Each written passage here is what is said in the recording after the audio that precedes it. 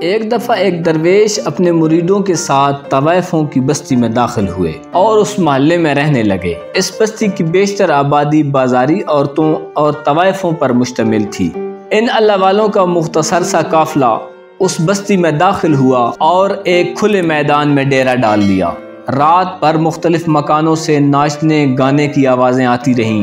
شراب کے نشے میں بدمست لوگ فجر کی اذان تک شور مچاتے اور ناچتے گاتے رہے۔ وہ درویش تمام رات ذکر الہی میں مصروف رہے، مگر ان کے مریدوں کی نیندیں اڑ گئی تھیں اور وہ ایک دوسرے سے سرگوشیاں کرنے لگے۔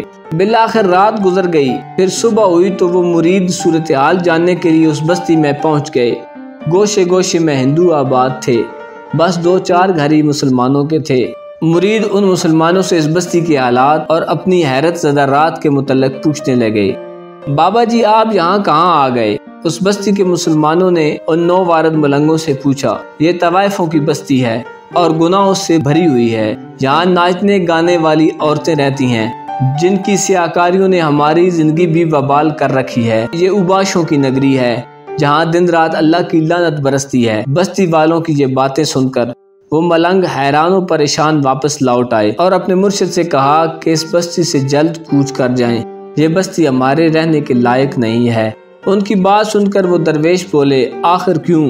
خدام نے انہیں بستی کی تمام صورتحال سے آگاہ کیا اور کہنے لگے، مرشد پاک، اس معصیت کدے میں تو سانس لینا دشوار ہے۔ اپنے مریدوں کی یہ حالت دیکھ کر وہ درویش انہیں کہنے لگے کہ مسلمانوں کو اس لیے نہیں پیدا کیا گیا کہ وہ سازگار حالات میں اپنے روز و شب بسر کریں اور چند روزہ زندگی گزار کر واپس چلے جائیں، بلکہ مسلمان ایک چراغ کی مثل ہوتا ہے، جہاں تاریکی ہو وہاں جا کر اجالا کرنا اصل مسلمانیت ہے، اور اس گناہ کی بستی میں ہمارا قیام عارضی نہیں بلکہ یہاں درویشوں کا مستقل ڈیرا ہوگا۔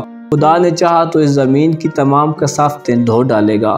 وہ ملنگ اپنے مرشد کی یہ بات سن کر مطمئن ہو گئے۔ دن کے اجالے میں اس بستی والوں نے درویشوں کے گروہ کو بڑی حیرت سے دیکھا۔ وہ لوگ ہنستے گاتے جھومتے لڑکھڑاتے اور خدا پرستوں کا مذاق اڑاتے رہے، یہاں تک کہ شام ہو گئی۔ اندھیرے سے پہلے ہی اس بستی کے گھر گھر میں چراغ روشن ہو جاتے تھے اور تمام رات گناہ کا کاروبار چلتا رہتا تھا۔ روز کا معمول تھا، شام ہوتے ہی خاموش گلیاں جاگ اٹھتی تھیں، لیکن حیرت انگیز طور پر دور دور تک سناٹا تھا۔ شائقین بستی میں داخل ہوتے مگر یکایک گھبرا کر پیچھے لوٹ جاتے۔ طوائفیں انہیں آوازیں دیتی مگر وہ پلٹ کر نہ دیکھتے اور حیرت زدہ سے واپس پلٹ جاتے۔ آخر کار طوائفوں کے محافظ صورتحال کا پتہ کرنے کے لیے گھروں سے باہر نکلے اور لوگوں سے سرد بازاری کا سبب پوچھنے لگے۔ صورتحال سب کی سمجھ سے بالا تر تھی۔ ان محافظوں کو لوگ بس اتنا کہتے کہ ہمیں آج اندر جاتے ہوئے خوف محسوس ہو رہا ہے۔ آخر اندیشوں اور پریشانیوں میں وہ رات گزر گئی۔ درویشوں نے کچھ سکون کا سانس لیا اور دل جمعی سے ذکر حق میں مشغول ہو گئے۔ دوسرے دن بھی بازار حسن کا یہی حال رہا۔ لوگ گلی کے موڑ تک آتے اور حالت خوف میں واپس جاتے رہتے۔ رقص و موسیقی کے شائقین محافظوں سے دور بھاگتے اور شدید خوف میں مبتلا رہے۔ طوائفیں اور بازار کے لوگ اس صورتحال سے بہت پریشان ہوئے۔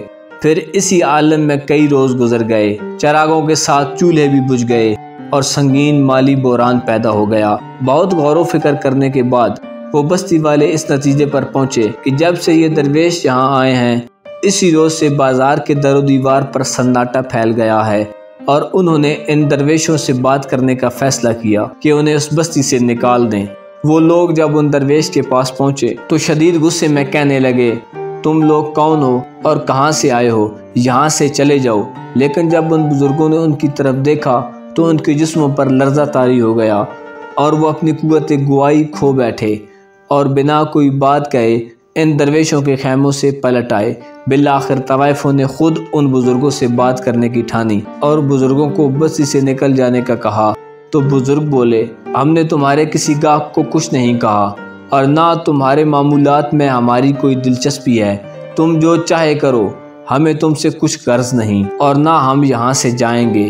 اگر تمہارا کاروبار ہماری وجہ سے متاثر ہے تو کہیں اور چلی جاؤ۔ وہ طوائفیں کہنے لگی، ہم تو عورتیں ہیں لیکن ہم اپنے سردار سے تمہاری شکایت کریں گی، پھر دیکھتے ہیں تم کیسے نہیں جاتے۔ وہ بزرگ ولی طوائفوں کی دھمکی پر مسکرا دیے اور طوائفیں غصے سے لال پیلی ہو کر اپنے سردار سے شکایت کرنے چل پڑیں اور جا کر سردار سے سب شکایت کی۔ ان کا سردار انتہائی متکبر کافر تھا۔ ان کی بات سن کر اس نے اپنے کارندے ان ولی اللہ کی طرف بھیجے تاکہ ڈرا دھمکا کر انہیں اس بستی سے نکال باہر کریں۔ کارندے جب ان درویشوں کے خیموں میں داخل ہونے لگے تو اندر داخل نہ ہو سکے۔ ان کو ایسا محسوس ہوا جیسے ان کی طاقت سلب کر لی گئی ہو اور اپنے جسم کو حرکت دینے سے قاصر ہوں۔ جب انہوں نے واپسی کا ارادہ کیا تو طاقت بحال ہو گئی۔ ان کا سردار یہ تمام ماجرا سن کر پہلے تو حیران ہوا، پھر اس نے نجومی اور جادوگر اپنے محل میں بلوائے اور اس معاملے کے متعلق ان سے سوال کرنے لگا اور انہیں حساب کتاب کرنے کو کہا۔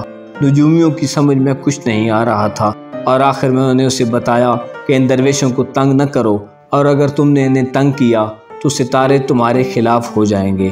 ان کی یہ بات سن کر سردار کو غصہ آ گیا اور کہنے لگا تم سب بزدل ہو اور مجھے بھی ڈراتے ہو، اور اپنے کارندوں کو حکم دیا کہ میرے ساتھ چلو، میں دیکھتا ہوں وہ بوڑھا مسلمان میرا کیا بگاڑتا ہے، اور ان درویشوں کی رہائش گاہ کی طرف چل پڑا۔ لیکن جب وہ ان ولی اللہ کے پاس آیا تو بہت زیادہ مغالطات بکنا شروع ہو گیا۔